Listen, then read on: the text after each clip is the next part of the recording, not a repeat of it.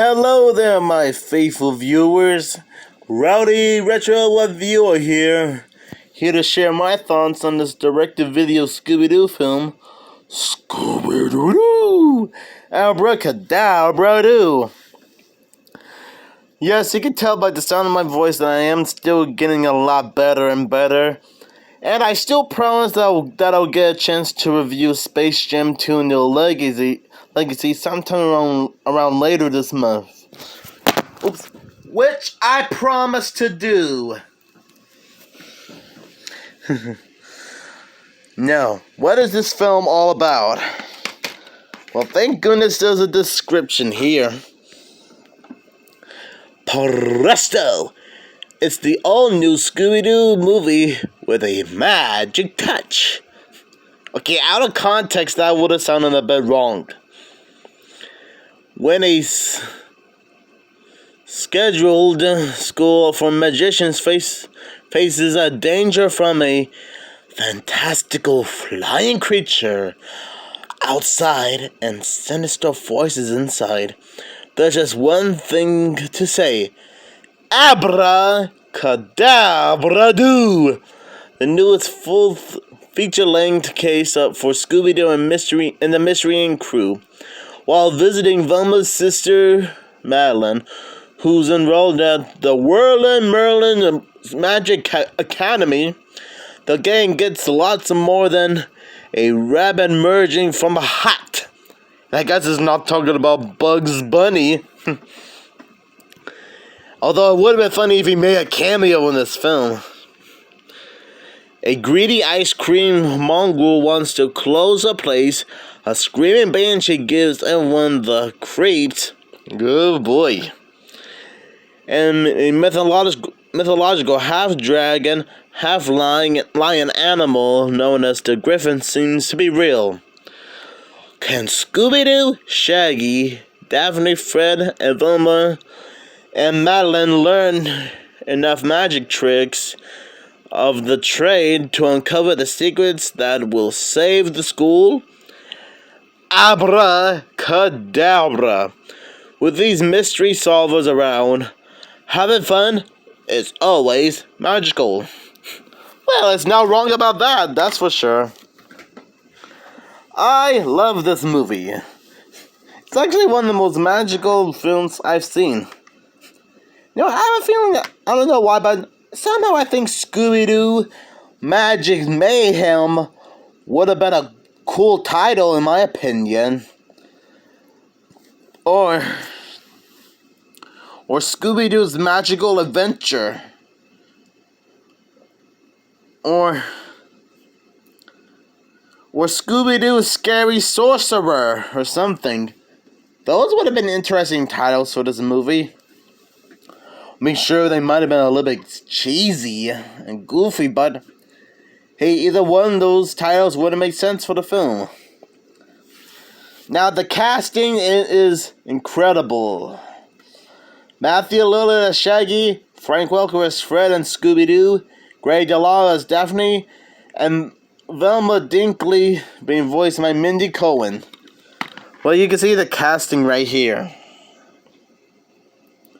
Oh, wait. Probably not. Oh, yeah, you can. See the casting.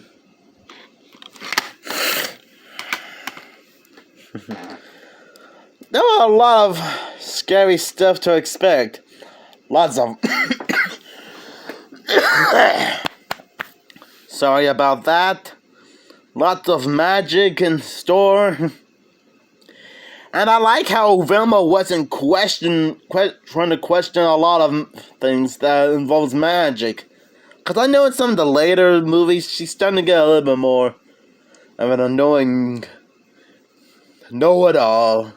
Which I'm glad they didn't continue doing that with Trick or Treat, with Stray Out of Nowhere, Scooby-Doo meets Courage the Cowardly Dog, Trick or Treat Scooby-Doo, and Scooby-Doo and Crypto 2, for example.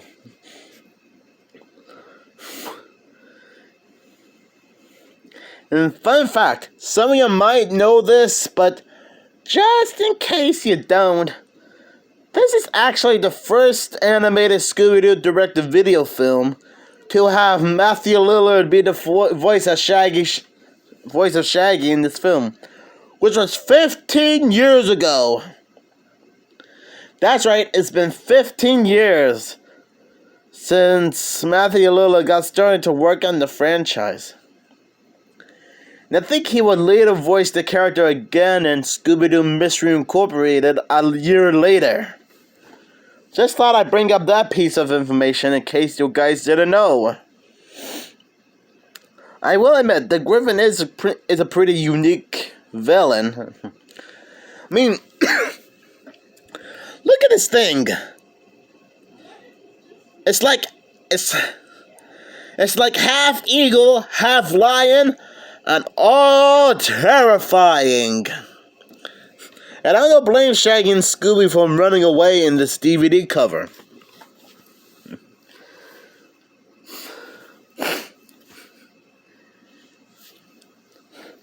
I'm actually glad that people seem to remember this film, because, well, I'm not gonna lie,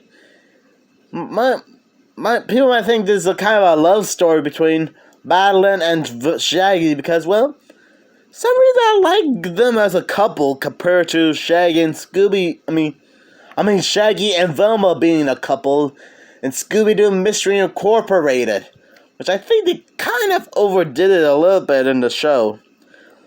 Okay, maybe to you guys they probably didn't, but that's just my opinion. It's a shame that Madeline didn't come back again in some of the later Scooby-Doo shows or movies. I mean, the only time she appeared again was in a random flashback cameo in Scooby-Doo Franken-Creepy, which is kind of like a conspiracy type of movie, which I promise I'll get around to watching that movie soon, as well as sharing my thoughts on it. Now, what do I still think Scooby-Doo Abracadabra-Doo is a great film? Yeah, I guess so. I mean, I have a feeling that some people might have a few problems with this film, even though it's probably not even that terrible. But hey, that's life for you. So, and now I gotta lie, when watching this film, Shaggy did reference a few other magician-related characters, like Houdini, the Wizard of Oz, and Harry Potter. Oh wait, guys, wouldn't it be kind of funny if there was like a Scooby-Doo Harry Potter crossover movie? I mean, I know that a crossover between Harry Potter and Scooby-Doo would be incredibly impossible to do. And I know that Warner Brothers is still struggling a little bit because of that awful CEO, David Zaslav. But you never know. Suddenly this could happen because we have seen both these characters make background cameos in the basketball event in Space Jam 2: A New Legacy, which I know that technically doesn't count as a crossover, which you guys are right, but it might as well. But anyways, I highly recommend Scooby-Doo Abracadabra-Doo. It's probably like one of those satisfying magic type movies to watch over and over again. If you're a fan of, well, Scooby-Doo or magic in general. And I know that Mystery Inc. has faced a few magical type mysteries before, like Scooby-Doo and the Goblin King, for example. Now, do remember that in Scooby-Doo Team Up, which is the comic book series, Mystery Inc. has teamed up with Zatanna, the superhero magician. That's that's probably another example of what I mean. But anyways, besides that, I still recommend this movie, and I still think that Madeline and Shaggy are perfect for each other as a couple. And who knows? Maybe when Warner Brothers goes back to normal, fires David Zaslav, and try to release Scoob Holiday Haunt, Scooby-Doo in the Haunted High Rise, and Scooby-Doo and the Mystery Pups, as well as other WB related movie projects like Coyote vs. Acme and the live action Batgirl movie, we might be able to see Madeline make a comeback again, rather as a TV show, a movie, comic book, or video game. Heck, we already knew that Vincent Van Gogh and Flim Flam made their return in Scooby-Doo and the Curse of the 13th Ghost, as well as issue number 50 of Scooby-Doo Team Up. And Mystery Inc. has helped out with the Hex Girls multiple times, especially in the recent Scooby-Doo series, Scooby-Doo and Guess Who, called I Put a Hex on You. Heck, even Mystery Inc. teamed up with Blue Falcon and Dynamite and Batman and Robin multiple times. Well, mostly Batman, but that's besides the point.